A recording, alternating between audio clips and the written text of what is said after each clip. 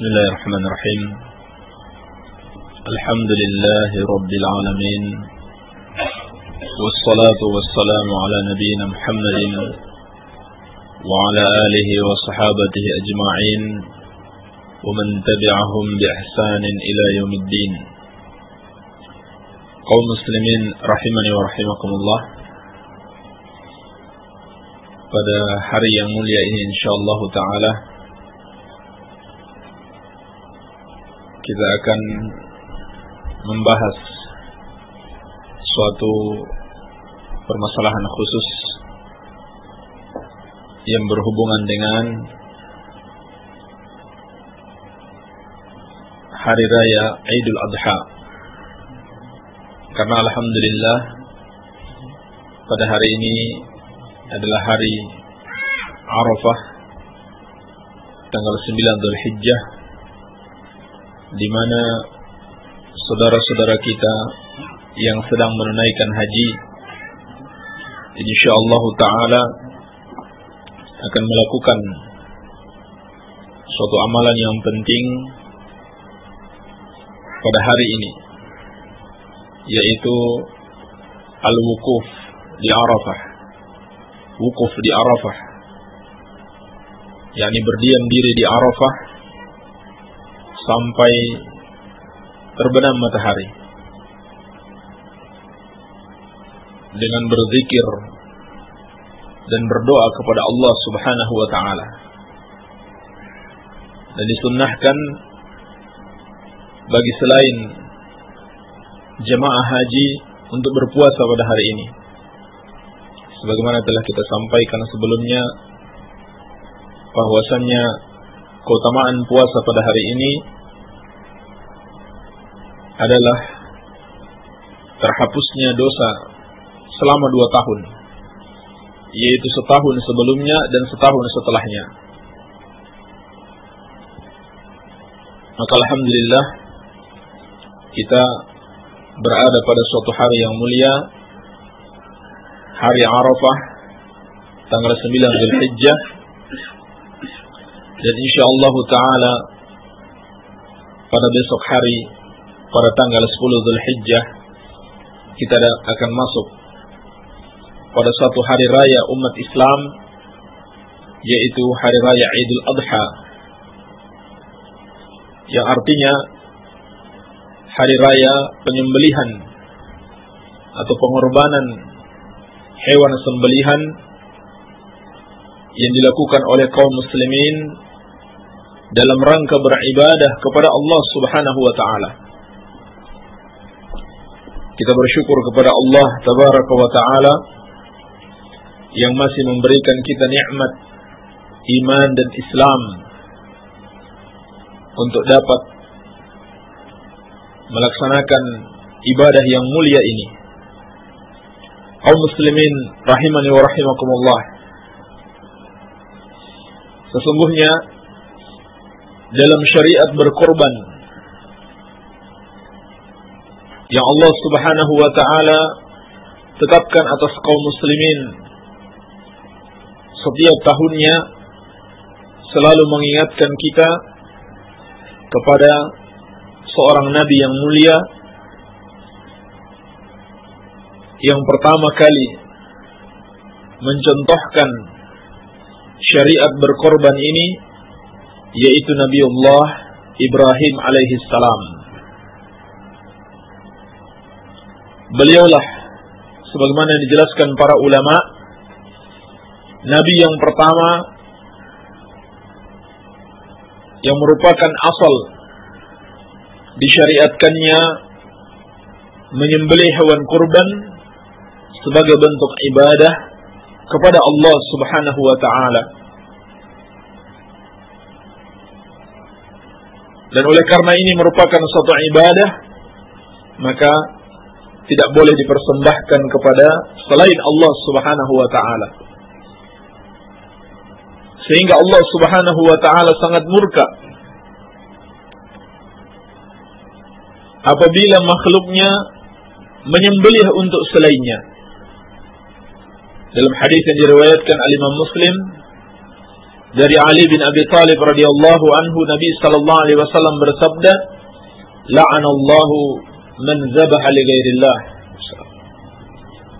Allah melaknat orang yang menyembelih bagi selain Allah Subhanahu wa taala. Sebab menyembelih itu adalah ibadah, suatu ibadah yang besar, harus dilakukan dengan nama Allah dan harus diniatkan hanya bagi Allah Subhanahu wa taala semata. Dan secara khusus pada setiap tanggal 10 Dzulhijjah disyariatkan bagi kaum muslimin untuk menyembelih, bahkan ditetapkan itu sebagai hari raya mereka, yaitu Idul Adha, hari Id, hari raya penyembelihan, pengorbanan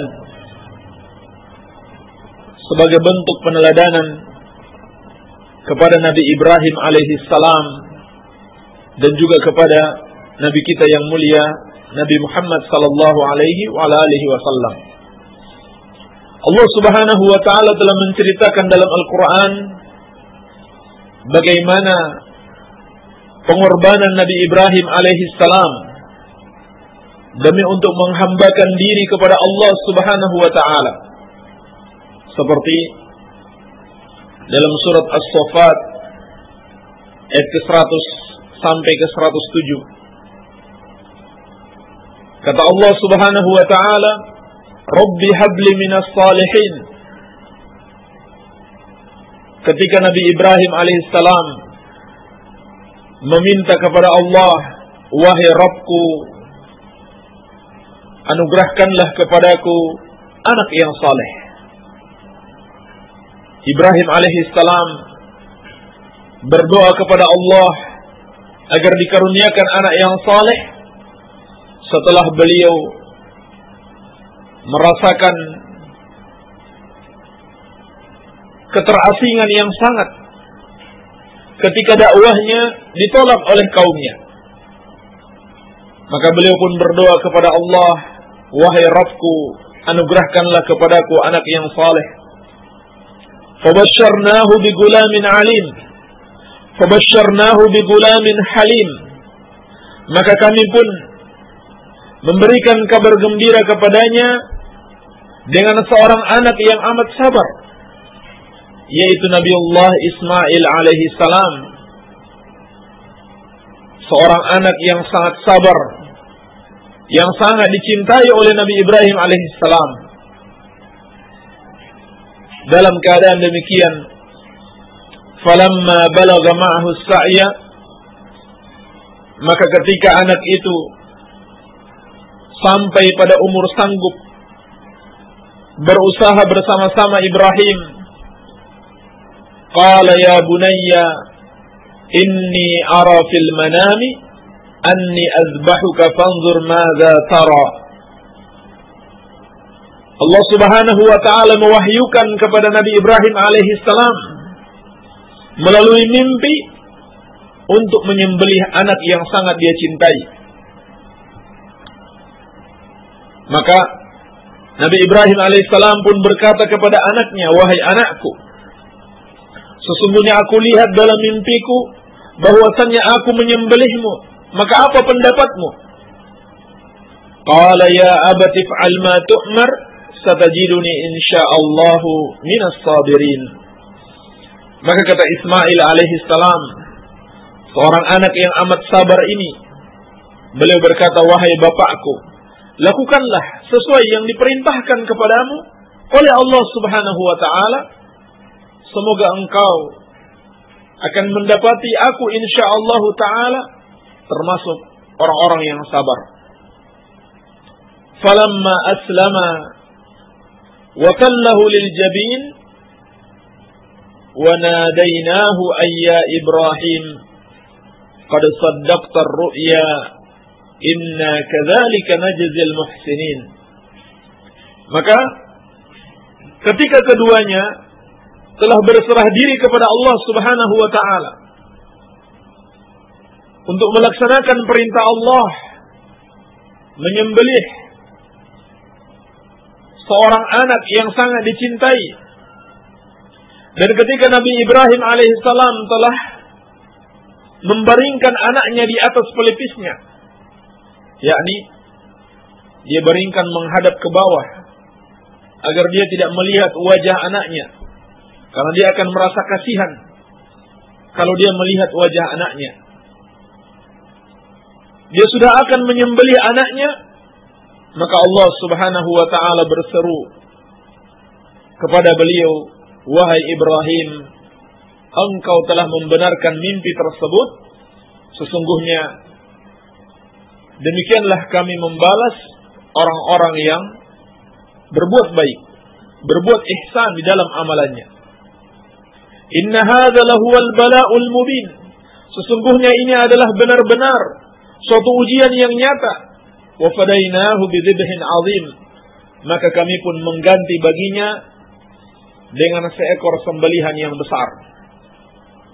Dikatakan para ulama mufassirin, digantikan dengan seekor domba putih yang bertanduk untuk disembelih oleh Nabi Ibrahim alaihissalam sebagai ganti penyembelihan terhadap Nabi Ismail alaihissalam. Kata para ulama, inilah asal dari disyariatkannya berkorban oleh Allah Subhanahu wa taala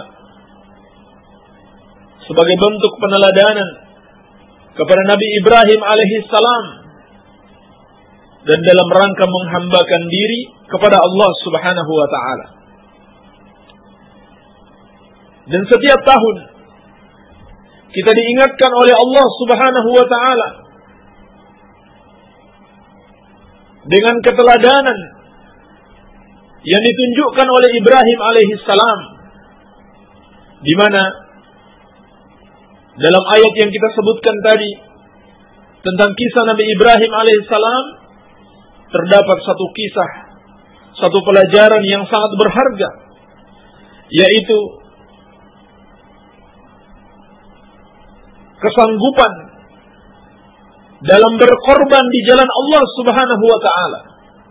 Apapun akan dikorbankan oleh seseorang dalam rangka beribadah kepada Allah Subhanahu wa taala, kalau benar-benar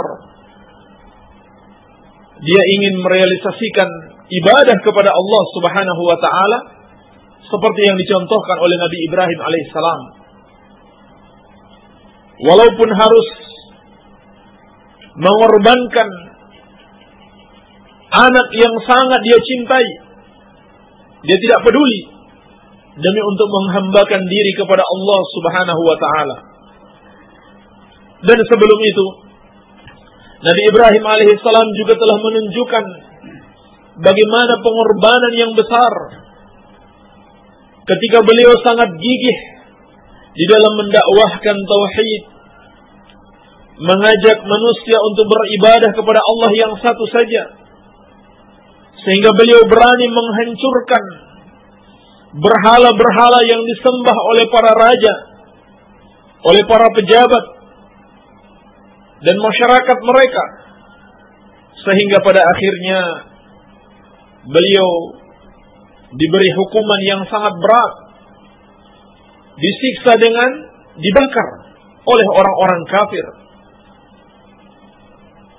Dan ketika itu Nabi Ibrahim alaihissalam hanya mengatakan, "Hasbi Allah wa ni'mal wakil." Cukup bagiku Allah dan dialah sebaik-baiknya pelindung. Dalam keadaan seperti itu, Nabi Ibrahim alaihissalam hanya bertawakal kepada Allah Subhanahu wa taala. Dia bergantung hanya kepada Allah, tidak kepada makhluknya. Maka Allah Subhanahu wa taala pun menurunkan pertolongannya seperti disebutkan dalam Al-Qur'an. Allah perintahkan api yang membakar Nabi Ibrahim alaihissalam untuk menjadi dingin dan memberikan keselamatan kepada beliau. Qulna ya naru kuni bardan wa salaman ala Ibrahim. Kami berkata, wahai api, jadilah dingin dan keselamatan kepada Ibrahim. Demikianlah bagaimana teladan yang mulia dari Nabi Ibrahim alaihissalam dalam pengorbanan di jalan Allah Subhanahu wa taala. Semua itu dilakukan demi untuk merealisasikan ibadah kepada Allah Subhanahu wa taala. Dan juga dilakukan dengan penuh tawakal. Bergantungnya hati hanya kepada Allah Subhanahu wa taala tanpa mempedulikan resiko apapun yang harus beliau ambil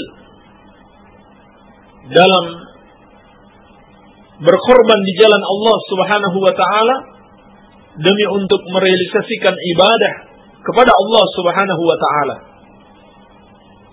Dan hal itu tidak mungkin beliau lakukan kecuali karena dilandasi oleh suatu keyakinan yang kuat. Suatu keyakinan yang kuat bahwa Allah Subhanahu wa taala Rabbul Alamin yang akan menolong beliau dari orang-orang yang menyekutukan Allah Subhanahu wa taala. Maka inilah rahasianya kenapa Nabi Ibrahim alaihissalam begitu hebat dalam pengorbanannya demi untuk beribadah kepada Allah Subhanahu wa taala, yaitu karena tauhid yang ada dalam diri beliau. Beliau mentauhidkan Allah Subhanahu wa taala dengan sebenar-benarnya dan menjauhi perbuatan syirik. Oleh karena itu, kita dapati di dalam Al-Quran Allah Subhanahu wa taala pun memerintahkan Nabi kita yang mulia Nabi Muhammad sallallahu alaihi wasallam untuk meneladani Nabi Ibrahim. Seperti dalam surat An-Nahl ayat ke-120 sampai 123. Allah Subhanahu wa taala berfirman, "Inna Ibrahim kana ummatan qanitan lillah." Sesungguhnya Ibrahim adalah umat, yakni imam, qudwah, teladan, qanitan lillah, yang selalu taat kepada Allah, hanifan wa lam yakun minal musyrikin,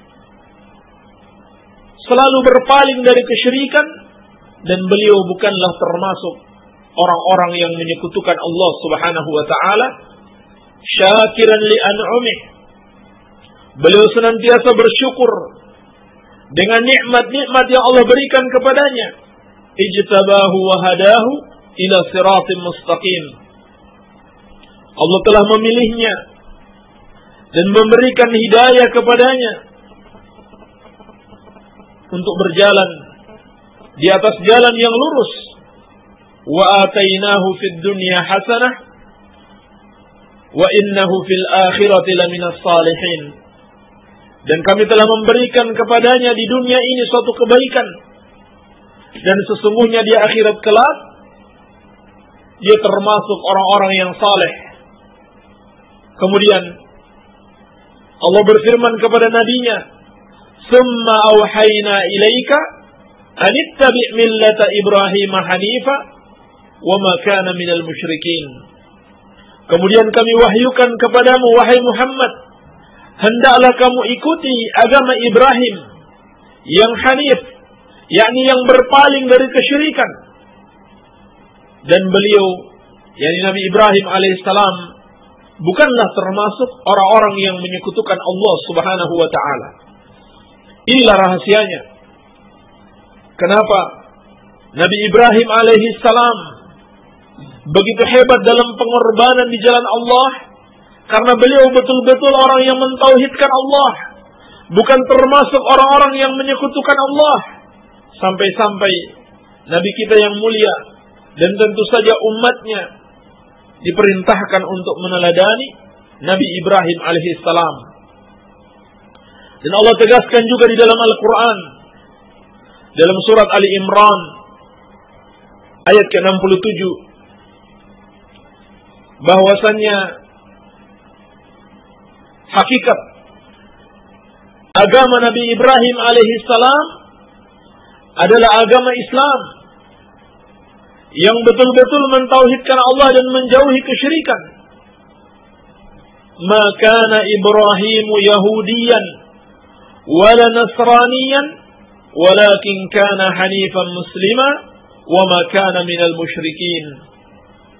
Tidaklah Nabi Ibrahim itu seorang Yahudi, tidak pula seorang Nasrani, tetapi beliau adalah seorang yang hanif, yaitu yang menjauhi kesyirikan, lagi seorang muslim yang berserah diri kepada Allah Subhanahu wa taala, wa ma kana minal musyrikin, dan tidak termasuk orang-orang yang menyekutukan Allah Subhanahu wa taala.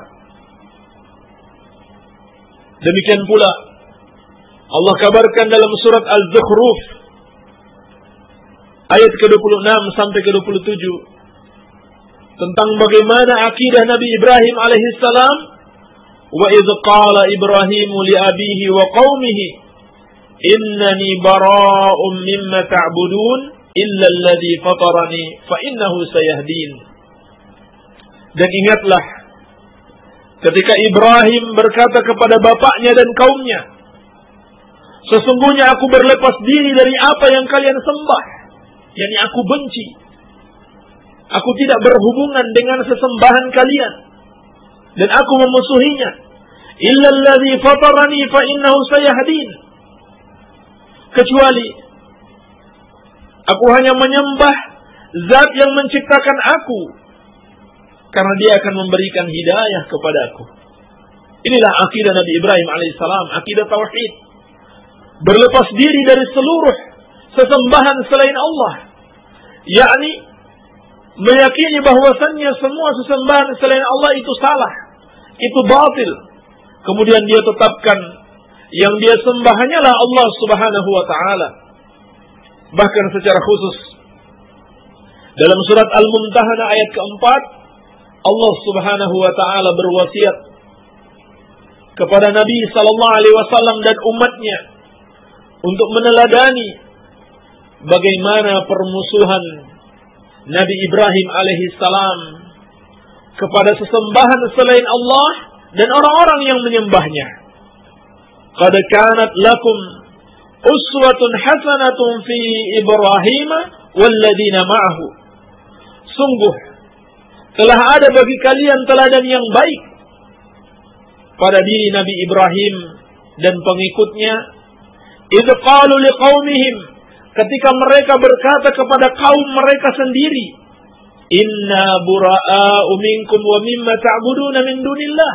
Sesungguhnya kami berlepas diri dari kalian dan dari apa yang kalian sembah selain Allah. Kafarna bikum, kami ingkari kalian. Wa bada bainana wa bainakumul adawatu wal baghda'u abadan hatta tu'minu billahi wahdah. Dan telah nampak jelas antara kita dengan kalian permusuhan dan kebencian selama-lamanya sampai kalian beriman kepada Allah Subhanahu wa taala yang satu saja. Demikianlah bagaimana Allah Subhanahu wa taala menyampaikan kepada kita tauhidnya Nabi Ibrahim alaihissalam, yaitu beliau hanya beribadah kepada Allah. Bukan hanya itu, beliau juga membenci dan memusuhi sesembahan-sesembahan selain Allah dan para penyembahnya. Inilah seorang muslim. Dia beribadah hanya kepada Allah Subhanahu wa taala yang satu saja. Dia menjauhi kesyirikan dan memusuhi segala bentuk kesyirikan serta orang-orang yang melakukan perbuatan syirik tersebut. Bahkan Allah Subhanahu wa taala mengabarkan dalam Al-Qur'an, la tajidu qauman yu'minuna billahi wal yawmil akhir yuwadduna man hadallaha wa rasulahu. Engkau tidak akan dapati orang yang benar-benar beriman kepada Allah dan hari akhir itu berkasih sayang dengan orang-orang yang memusuhi Allah dan Rasulnya. Maka konsekuensi dari tauhid yang benar adalah membenci segala perbuatan syirik, membenci sesembahan selain Allah dan juga para penyembahnya. Sehingga tidak dikatakan seorang muslim kalau dia masih membenarkan penyembahan kepada selain Allah Subhanahu wa taala, atau dia membenarkan agama selain Islam yang mengajarkan penyembahan kepada selain Allah, yang mengajarkan syirik. Dan tidak ada satupun agama di dunia ini yang mengajarkan tauhid, yang betul-betul menghormati dan memuliakan hak Allah Subhanahu wa taala kecuali Islam. Adapun agama-agama yang lainnya, walaupun mereka katakan itu agama samawi, agama langit, seperti Yahudi dan Nasrani, sesungguhnya agama-agama tersebut mengajarkan perendahan, penghinaan kepada Allah Subhanahu wa taala karena mereka menyekutukan Allah Subhanahu wa taala. Mereka duakan Allah Subhanahu wa taala, atau bahkan mereka anggap Allah satu dari yang tiga. Dan mereka samakan Allah Subhanahu wa taala dengan makhluk yang memiliki anak. Maka ini semua hakikatnya adalah penghinaan dan perendahan terhadap Allah Subhanahu wa taala yang maha besar dan maha mulia. Maka orang yang mentauhidkan Allah tidak sekedar beribadah kepada Allah saja, tetapi dia mengingkari penyembahan kepada selain Allah Subhanahu wa taala. Inilah teladan dari Nabi kita, Nabi Ibrahim alaihi salam, yang juga diikuti oleh Nabi kita yang mulia Nabi Muhammad sallallahu alaihi wa ala alihi wasallam. Dan secara khusus kita disyariatkan untuk berkorban dalam rangka meneladani pengorbanan Nabi Ibrahim alaihissalam dan juga pengorbanan yang dilakukan oleh Nabi kita yang mulia Nabi Muhammad sallallahu alaihi wa ala alihi wasallam. Seperti yang diriwayatkan oleh Imam Al-Bukhari dan Imam Muslim dari Anas bin Malik radhiyallahu anhu, "Dhaha an-nabiy sallallahu alaihi wasallam bikabshain amlahain aqranain dhabahahuma biyadihi wa samma wa kabbara wa wada'a rijlahu ala sifahihima." Kata Anas bin Malik radhiyallahu anhu, Nabi sallallahu alaihi wasallam berkorban dengan dua domba jantan yang berwarna putih bercampur hitam dan bertanduk. Ini adalah gambaran hewan kurban yang terbaik. Kata Anas bin Malik, beliau menyembelih keduanya dengan tangan beliau sendiri. Dan inilah yang disunnahkan. Hendaklah kalau kita mampu disembelih dengan tangan kita. Kalau tidak mampu boleh kita wakilkan, dan sangat dianjurkan untuk kita ikut menyaksikan penyembelihannya dengan mengucapkan bismillah, dan beliau bertakbir, dan beliau letakkan kakinya di atas bagian antara leher dan pipi domba tersebut, lalu disembelih. Berdasarkan hadis ini, ulama kaum muslimin pada umumnya, yakni jumhurul ulama, berpendapat bahwasannya menyembelih hewan kurban pada hari raya Idul Adha dan hari-hari tasyrik adalah sunnah muakkadah, sunnah yang sangat ditekankan. Tidak sepatutnya kita lewatkan ibadah yang mulia ini. Bahkan sebagian ulama berpendapat hukumnya wajib bagi siapa yang mampu, karena terdapat suatu hadis yang diriwayatkan oleh Imam Ibnu Majah dari sahabat yang mulia Abu Hurairah radhiyallahu anhu, anna Rasulullah sallallahu alaihi wasallam qaal, bahwasanya Nabi sallallahu alaihi wasallam bersabda, "Man kana lahu sa'atun wa lam yudhi fala yaqrabanna musallana." Barang siapa yang memiliki kemampuan namun dia tidak berkorban, maka janganlah dia mendekati tempat sholat kami. Ini menunjukkan bahwasannya ibadah kurban ini sangat ditekankan bagi kaum muslimin. Kemudian sebagai pelengkap dari pembahasan ini, kita sebutkan penjelasan ulama tentang syarat-syarat hewan kurban. Ulama kita menjelaskan minimal ada 3 syarat yang harus terpenuhi dalam hewan kurban tersebut. Yang pertama, umurnya cukup. Umurnya cukup, yaitu sebagaimana dijelaskan Syekh Ibnu Utsaimin rahimahullahu taala dalam Asy-Syarhul Mumti', unta minimal umurnya 5 tahun dan sudah masuk tahun ke-6. Adapun sapi minimal umurnya 2 tahun, yakni sudah masuk tahun ketiga. Dan kambing umurnya 1 tahun, adapun domba umurnya 6 bulan. Ini berdasarkan sabda Nabi sallallahu alaihi wasallam yang diriwayatkan oleh Imam Muslim dari Jabir bin Abdullah radhiyallahu taala anhuma, la tazbahu illa musinnatan illa an ya'sura 'alaikum fatazbahu jaza'atan min ad-da'ni. Janganlah kalian menyembelih kecuali setelah mencapai usia musinnah. Yani jangan kalian menyembelih hewan tersebut kecuali mencapai usia yang cukup. Namun apabila kalian mengalami kesulitan, maka sembelihlah binatang yang mencapai usia jaz'ah dari domba, yakni 6 bulan. Kalau tidak dapat kambing 1 tahun, maka domba 6 bulan. Ini syarat yang pertama. Syarat yang kedua, hendaklah hewan tersebut sehat dan tidak cacat.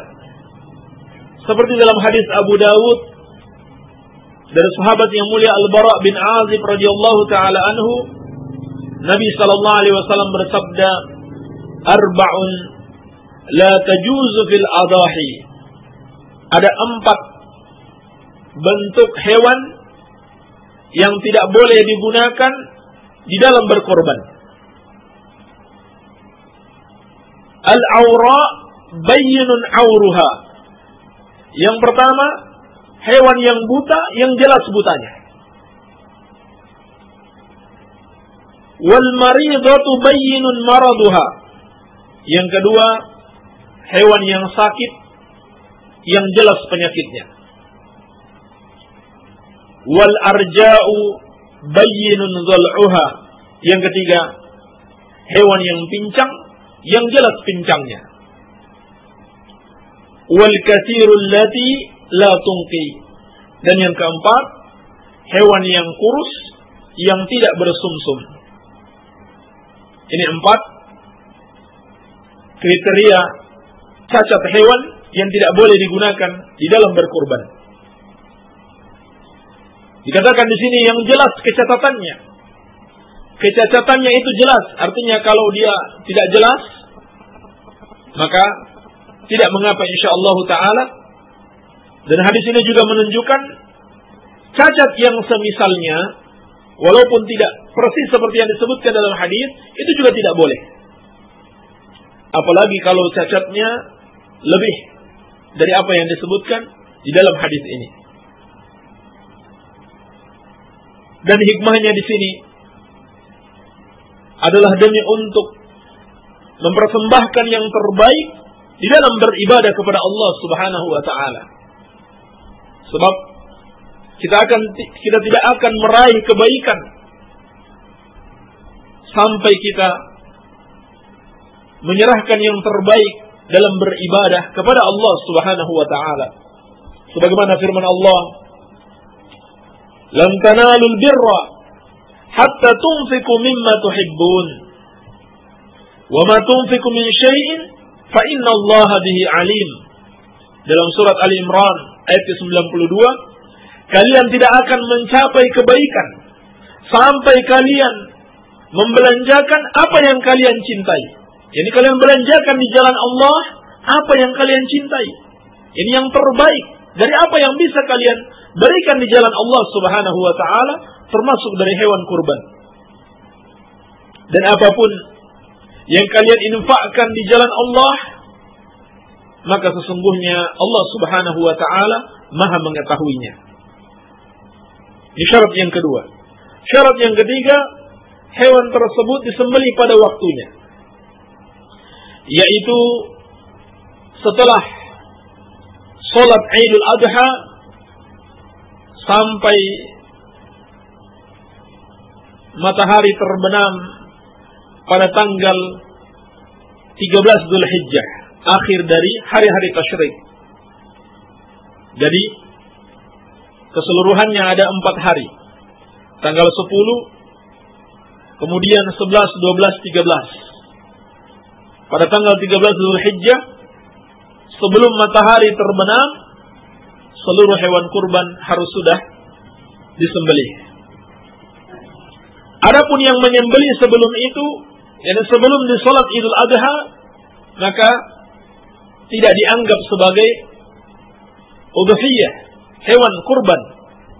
Karena Nabi SAW bersabda, sebagaimana dalam As-Sahihain dari Anas bin Malik radhiyallahu anhu, "Man zabaha qabla as-salati fa innama zabaha li nafsihi." Barang siapa yang menyembelih sebelum salat Id, maka sesungguhnya dia hanyalah menyembelih untuk dirinya. yakni bukan termasuk hewan kurban. Wa man dzabaha ba'da as-salati faqad tamma nusukuhu wa asaba sunnatal muslimin. Dan barang siapa yang menyembelih setelah salat Id, maka telah sempurna ibadahnya dan dia telah menyepakati sunnah kaum muslimin. Oleh karena itu, waktu penyembelihan itu adalah setelah sholat Idul Adha, dan ini waktu yang terbaik dibanding hari setelahnya. Bahkan disunahkan kita tidak makan apapun kecuali dari hewan yang kita sembelih tersebut. Ini berbeda sunnahnya ketika Idul Fitri dan Idul Adha. Ketika Idul Fitri, kita disunahkan sebelum keluar menuju tempat sholat untuk makan dahulu. Sebaliknya dalam Idul Adha, kita disunahkan untuk tidak makan apapun sampai kita makan dari hewan sembelihan kita. Dan ini yang disunahkan. Seperti riwayat dari salaf, dari para sahabat, bahwa hewan itu dibagi 3. Sebagian kita makan, sebagian kita hadiahkan, dan sebagian kita sedekahkan kepada orang-orang fakir.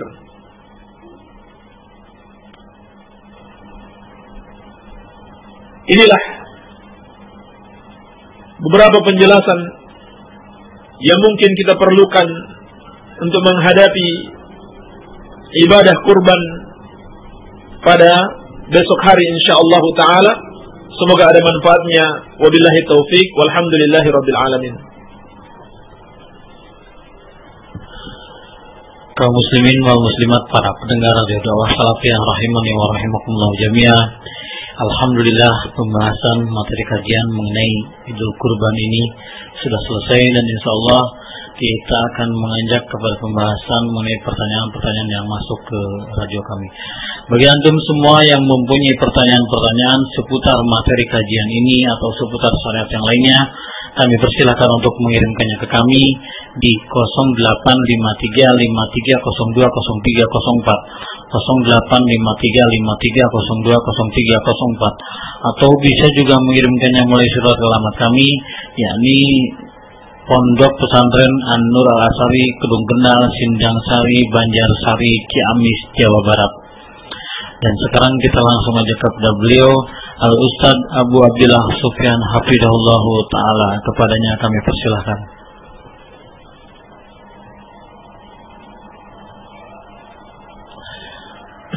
Bismillahirrahmanirrahim. Alhamdulillah. Salatu wassalamu ala Rasulillah min ba'd. Apakah suami juga diperintahkan untuk meminta izin dulu kepada istri apabila mau keluar rumah sebagaimana istri?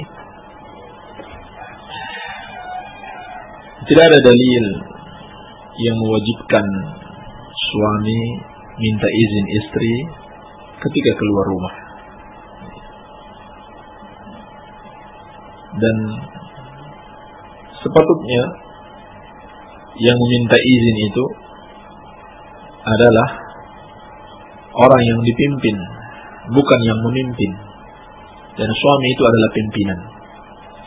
Hanya saja termasuk perbuatan ma'ruf seorang suami kepada istrinya, tentunya dia juga minta izin kepada istrinya untuk keluar rumah, dan hikmahnya jelas agar istrinya tahu suaminya ini kemana.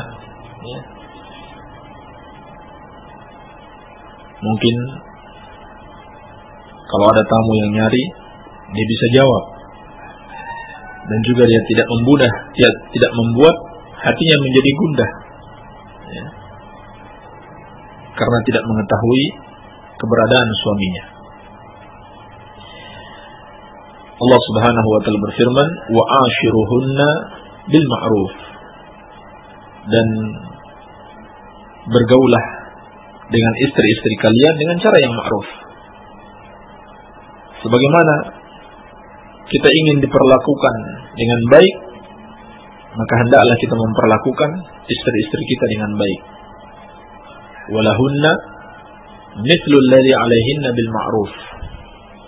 Mereka memiliki hak sebagaimana kewajiban mereka dengan ma'ruf. Baik. Assalamualaikum Ustaz. Waalaikumsalam. Apakah keistimewaan salat tahajud Ahmad Pamarijan? Banyak sekali keistimewaan salat tahajud, sangat-sangat banyak. Di antaranya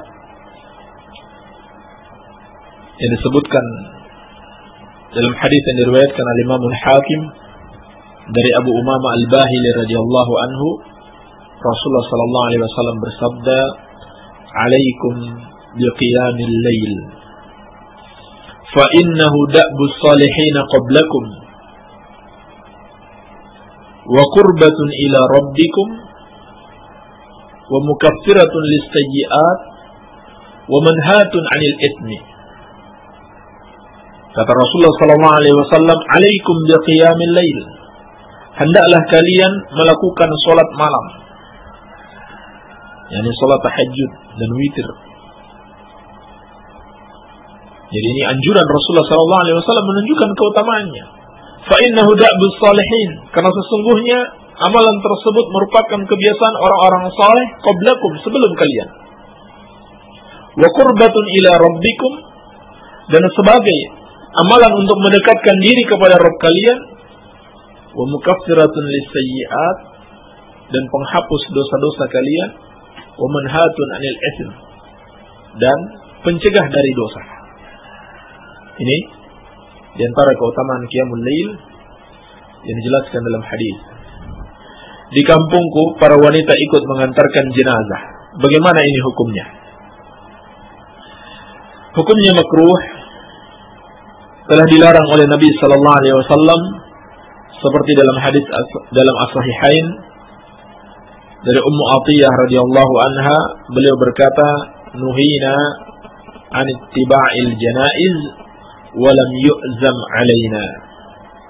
Kata Ummu Atiyah radhiyallahu anha, kami dilarang untuk mengikuti jenazah, namun tidak dikuatkan larangan itu atas kami.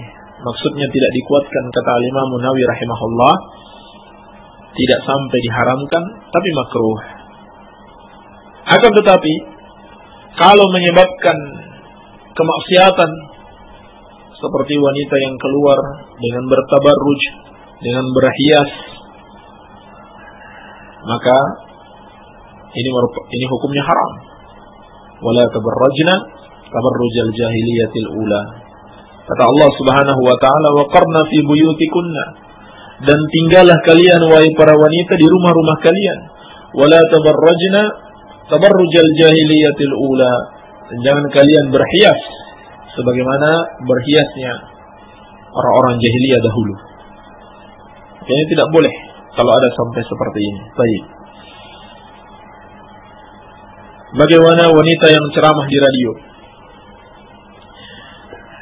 Pernah ditanyakan kepada Syekh Al-Albani rahimahullah tentang seorang wanita da'iyah yang berceramah, mengisi ta'lim.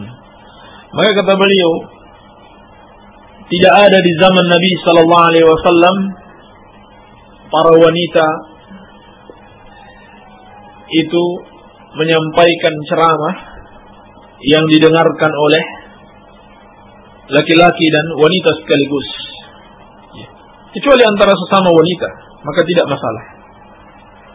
Dan juga beliau memperingatkan hal ini merupakan sebab timbulnya fitnah, yakni godaan antara laki-laki dan wanita.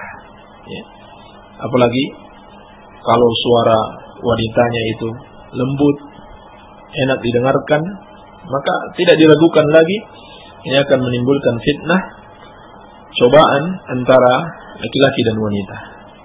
Baik. Aku dengar ceramah di radio oleh seorang ustadzah yang menceritakan sirah sahabiyah Ummu Waraqah. Sebagian dari kisah bahwasannya Ummu Waraqah meminta izin kepada Rasulullah sallallahu alaihi wasallam untuk menjadi imam bagi anak-anak dan lelaki tua renta di rumahnya. Kemudian Rasulullah sallallahu alaihi wasallam mengizinkannya. Minta penjelasan Pak Ustadz dari sebagian kisah tersebut. Kisah itu terdapat dalam sebuah hadis yang diperselisihkan oleh para ulama tentang kesahihannya. Sebab di dalamnya terdapat seorang rawi yang majhul yang bernama Abdurrahman bin Khallad. Disebutkan, wa kana Rasulullah sallallahu alaihi wasallam yazuruha fi baitiha wa ja'ala laha mu'adhdhinan yu'adhdhin laha wa amaraha an ta'umma ahla dariha. Bahwasanya Rasulullah sallallahu alaihi wasallam pernah berziarah kepada Ummu Waraqah di rumahnya. Dan beliau menjadikan seorang muadzin yang melakukan adzan untuknya dan memerintahkan Ummu Waraqah untuk menjadi imam bagi ahli dariha, yakni keluarganya. Ini hadis diriwayatkan al-Imam Abu Dawud. Lalu kata perawi Abdurrahman, qala Abdurrahman, ini Abdurrahman bin Khallad yang majhul tadi, fa ana ra'aitu mu'adzinan syaikhan kabiran.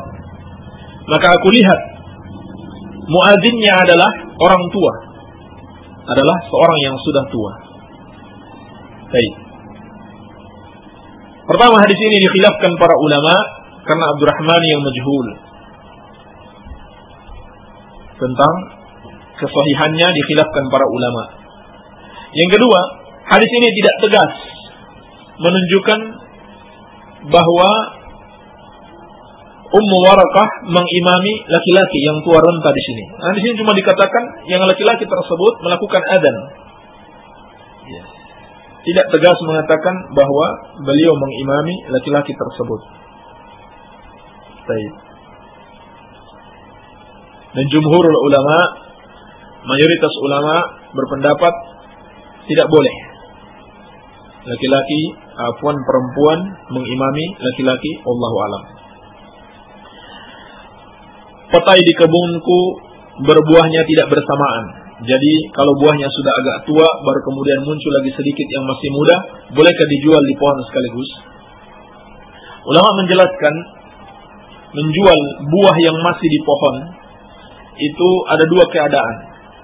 Keadaan yang pertama, dia masih muda dan belum dapat dipastikan hasilnya akan bisa dipanen, memungkinkan untuk dipanen, atau hasilnya bagus. Maka yang seperti ini tidak boleh dijual, karena ini sama saja dengan menjual barang yang tidak jelas. Dan Nabi SAW melarang menjual barang yang tidak jelas, harus jelas. Yang kedua, kalau dia sudah matang atau sudah tua dan dapat dipastikan ini kemungkinan besar akan bisa dipanen, ya, bagus hasilnya, maka yang seperti ini boleh. Jadi kalau belum jelas bisa dipanen atau jangan-jangan dia gagal panen, maka tidak boleh dijual ketika masih ada di pohonnya. Bagaimana hukumnya mensolatkan jenazah yang semasa hidupnya meninggalkan solat atau melakukan syirik besar? Ditanyakan kepada lajnah daimah dan jawabannya tidak boleh melakukan solat bagi orang yang melakukan kekafiran. Dahulu jauh sebelum meninggal, kakekku membagi-bagikan tanahnya kepada anak-anaknya. Bagaimana dengan tanah ayahku sekarang dari pemberian kakekku dahulu? Tidak ada masalah. Kalau dia memberikan hadiah semasa hidupnya, itu bukan warisan, itu hadiah namanya. Itu hadiah. Baik. Warisan itu dibagi setelah orang yang memiliki harta itu meninggal dunia. Ya, tidak ada masalah. Ustaz, doa yang bunyinya Rabbana ighfir lana dzunubana wa liwalidina wa limasyayikhina wa limuallimina wa liman lahu haqqun alaina wa limukaffatil muslimina amin. Yang saya tanya, doa itu ada dalilnya tidak Ustaz? Mohon dijawab dari Sidrajatul Muntaha. Saya tidak tahu dalilnya. Selama kita belum tahu dalilnya, maka tidak boleh kita amalkan. Saya kasih kaidah dalam ibadah. Ulama menjelaskan hukum asal ibadah itu haram kecuali ada dalil yang menunjukkan bahwa itu memang ibadah. Sebaliknya dalam masalah duniawi, hukum asalnya halal sampai ada dalil yang melarang. Ya. Ini mudah sekali kalau kita pahami kaidah. Kalau kita tidak tahu dalil, jangan diamalkan, sudah hukumnya haram. Sebaliknya dalam masalah duniawi, boleh kita melakukan apapun sampai kita tahu ada dalil yang melarang. Baik. Si Gagas ini orang murtad. Dalam hukum Islam orang murtad itu harus dibunuh. Bolehkah kami membunuhnya? Pertama kita katakan, syariat membunuh orang murtad itu adalah hak penguasa, bukan hak setiap orang. Kemudian itu pun tidak langsung dibunuh tapi dinasihati. Maka ini bisa kita lakukan. Walaupun kita bukan pemerintah, kita bisa lakukan. Hendaklah kita nasihati dia untuk meninggalkan kesesatannya, kekafirannya sebelum kematian datang kepadanya. Ya. Sebelum taubatnya tidak ada gunanya lagi. Maka kita nasihati dia untuk bertaubat. Siapa tahu dia mau kembali kepada ajaran yang benar. Baik. Afwan Ustaz, bolehkah seorang tidur malam tanpa sehelai kain di tubuhnya, hanya berselimut saja? Bagaimana jika dia sudah nikah tapi bukan untuk jima? Nah, ini seperti yang kita katakan. Ini masalah duniawi. Kalau tidak ada dalil yang melarang, silakan dilakukan. Baik. Tidak apa-apakah seorang sunni yang telah menikah tinggal dengan ortu masyarakat yang apatis terhadap agamanya dan merasa cukup terhadap agama atau adat nenek moyangnya? Atau lebih baik bikin rumah sendiri dengan meninggalkan ortu yang rentah? Kalau dia khawatir dia akan terpengaruh dengan kerusakan akidah di masyarakatnya, maka tidak boleh dia tinggal bersama masyarakat yang jelek. Ya. Tetapi hendaklah dia pindah rumah dan ortunya tidak perlu ditinggal, tapi dibawa, tinggal bersamanya. Ya. Tinggal bersamanya. Wallahu a'lam. Bismillah, assalamualaikum warahmatullahi wabarakatuh. Waalaikumsalam warahmatullahi wabarakatuh. Afwan Ustaz, apa dibolehkan akikah untuk beberapa orang dalam satu keluarga dengan seekor sapi? Kalau akikah itu disyariatkan kambing, bukan sapi. Ya. Untuk anak laki-laki, kata Rasulullah SAW, itu 2 ekor kambing, sedangkan anak perempuan 1 ekor kambing. Dan para sahabat melarang akikah dengan sapi, karena perintah Rasulullah SAW dengan kambing. Ini ibadah. Ini contoh, ini ibadah harus terikat dengan syariat. Kalau yang dia maksud di sini berkurban, maka 1 ekor sapi itu maksimal untuk 7 orang yang berkurban. Ya, untuk 7 orang yang berkurban. Tetapi kalau mereka satu keluarga, maka 7 orang yang berkurban ini boleh meniatkan mengikutkan keluarganya, atau bahkan seekor kambing, seorang yang berkurban seekor kambing dan dia niatkan untuk seluruh keluarganya. Ini kalau sekeluarga. Baik. Jadi kalau bukan keluarga, sapi itu maksimal 7 orang bersyarikat, 7 orang berkurban 1 ekor sapi. Kurang dari itu tidak ada masalah, tapi tidak boleh lebih dari itu. Assalamualaikum Pak Ustaz. Waalaikumsalam. Bagaimana caranya agar supaya kita bisa lebih sabar lagi ketika di saat mendapat ujian dari Allah Subhanahu wa taala berupa sakit, yang mana sakitnya itu selain jasmani, yang sakitnya rohani juga ikut sakit.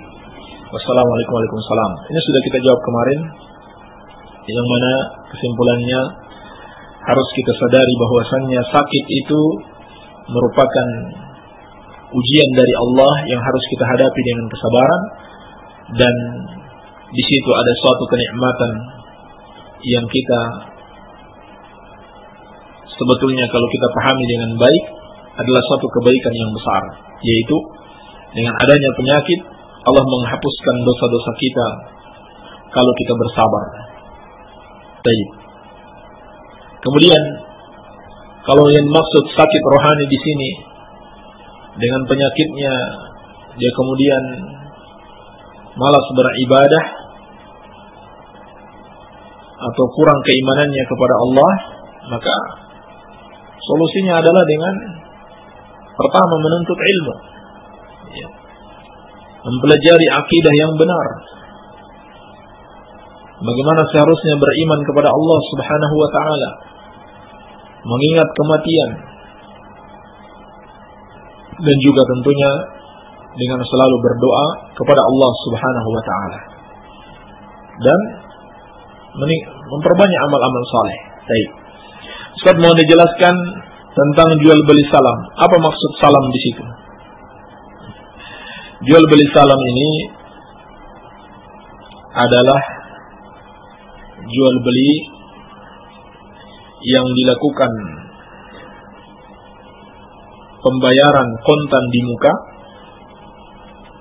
sedangkan barangnya itu belum langsung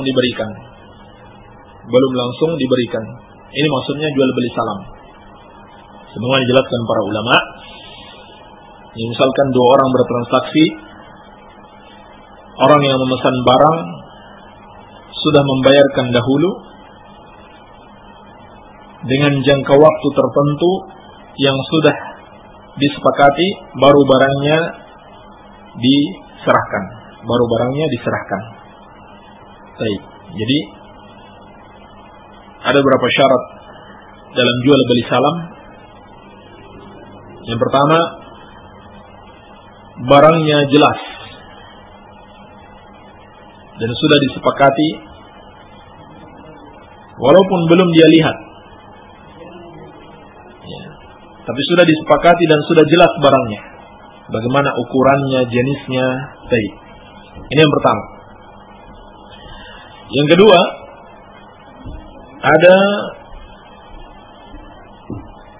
perjanjian waktu yang jelas. Perjanjian waktu yang jelas penyerahan barang tersebut. Misalkan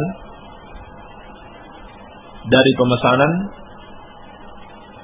sampai penyerahan barang disepakati 1 bulan. Ini jelas waktunya. Jangan disamarkan, tidak dipastikan kapan akan diberikan. Kemudian yang ketiga, adanya penyerahan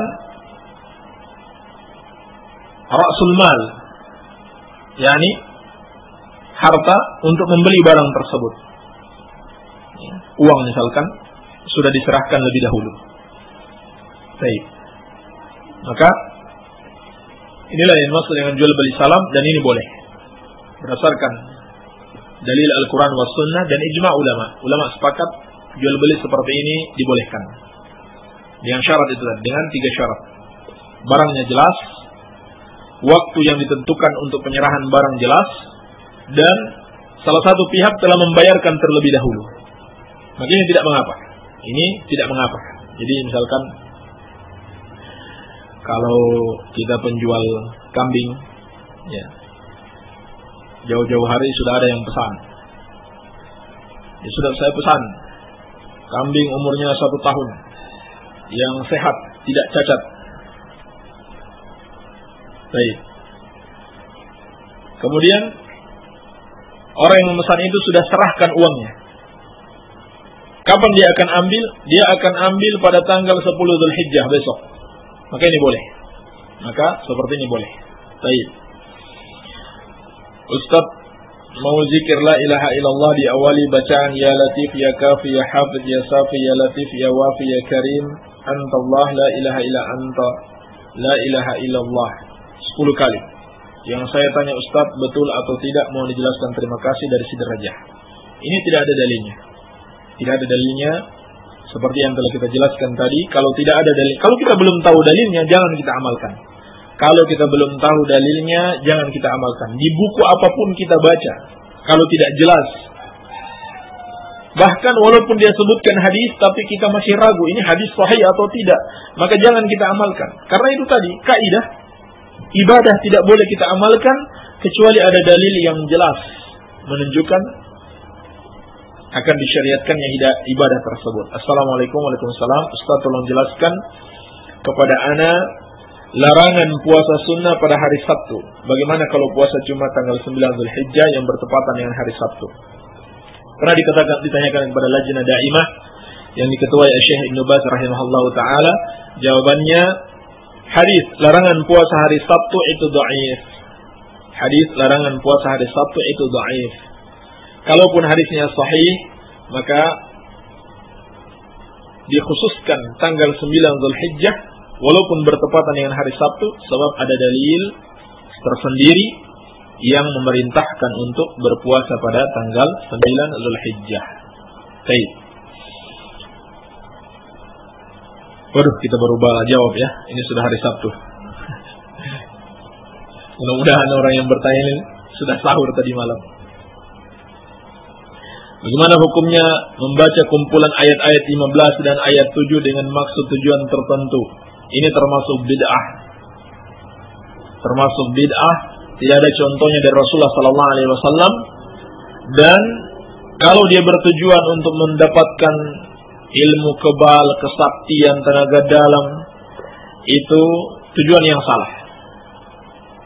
Maka wajar kalau setan bantu dia. Walaupun yang dia baca ayat Al-Quran, tapi yang membantu dia bukan Allah tapi setan. Kenapa? Karena dia telah berbuat bid'ah dan telah salah dalam niat ibadahnya. Mestinya dia baca Al-Quran semata-mata untuk ibadah, bukan untuk mendapatkan kedikjayaan, kanuragan dan sebagainya. Ini semuanya tipuan syaitan. Walaupun dinamakan ilmu putih, sama saja ini sihir, ini tipuan syaitan. Bismillah, afwan, sebagai penanya masjid yang pekarangannya ada pekuburannya. Gimana kalau pembatasnya pagar tanaman? Apa boleh? Kalau dia masih dalam pekarangan, walaupun dikasih pagar juga tidak ada gunanya. Karena masih dianggap sebagai pekarangan masjid. Jadi harus dibedakan antara pekarangan masjid dan pekuburan. Baik. Jadi harus berbeda. Iya. Ustaz, doa yang bunyi gini. Ilaha ratin nabiyil mustafa Rasulullah, ila hadratin nabiyil mustafa Rasulullah sallallahu alaihi wasallam bil kirami fai ilahi al-Fatihah.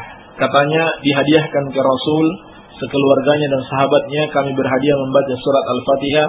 Yang saya tanya Ustaz, apa benar ada dalilnya? Mohon diperjelas, terima kasih, dari Sidrajah Ibu Suryati. Tidak ada dalilnya. Ini termasuk bid'ah, tidak ada contohnya dari Rasulullah sallallahu alaihi wasallam. Kembali kepada kaidah tadi, kalau tidak ada dalil jangan kita amalkan. Assalamualaikum Waalaikumsalam. Kepada pengurus Ponpes An-Nur Al-Asy'ari begini. Berhubung hari Ahad besok Idul Adha, waktu dikumandangkan takbirnya, waktunya kapan? Wassalamualaikum. Abu Abilah Wanto Darwanto, balas lewat SMS. Tolong dibalas lewat SMS bahwasannya takbir Idul Adha itu disyariatkan pada hari ini, yaitu setelah terbit fajar pada hari Arafah. Pada hari Arafah sampai akhir hari Tasyrik, yaitu tanggal 13 Zulhijjah. Pada tanggal 13 Zulhijjah ini sebagaimana jelaskan Syekhul Islam Ibnu Taimiyah rahimahullah dalam Majmu'ul Fatawa, demikian pula dalam Subulus Salam As-San'ani. Kesimpulan dari dalil-dalil yang ada bahwasannya takbir muqayyad pada Idul Adha dimulai pada tanggal 9 Zulhijjah setelah terbit fajar sampai sebelum matahari terbenam pada tanggal 13 Zulhijjah. Pada tanggal 13 Zulhijjah. Jadi berapa hari? 5 hari. 9, 10, 11, 12, 13. Baik. Dan tidak disyariatkan untuk mengkhususkan takbir ini hanya setelah sholat. Ini kurang tepat pendapat ulama yang mengatakan takbir itu dilakukan setiap selesai sholat, tapi dilakukan kapan saja pada hari-hari ini, ya, pada 5 hari ini. Al-Imam Al-Bukhari rahimahullahu ta'ala menyebutkan bab di dalam sahihnya, babut takbir ayyama mina wa idza ghada ila Arafah. Bab takbir pada hari-hari Mina dan apabila seorang pergi ke Arafah. Ini umum, tidak khusus ketika sehabis sholat saja. Dan disebutkan beberapa riwayat. Wa kana Umar radhiyallahu anhu yukabbiru fi kubbatihi bi Mina. Umar radhiyallahu anhu bertakbir pada kubahnya di Mina. Ini tempat beliau beribadah. Fa yasma'uhu ahlul masjid fayukabbirun. Maka orang-orang yang di masjid mendengarkan, lalu mereka pun bertakbir. Wa yukabbiru ahlul aswaq hatta tartajja Mina takbira. Dan orang-orang yang di pasar pun ikut bertakbir sampai-sampai sangat nyaring suara takbir di Mina. Ya. Ini menunjukkan bahwasannya takbir itu umum. Sampai orang-orang di masjid dan di pasar pun ikut bertakbir. Artinya tidak khusus setelah sholat saja. Baik.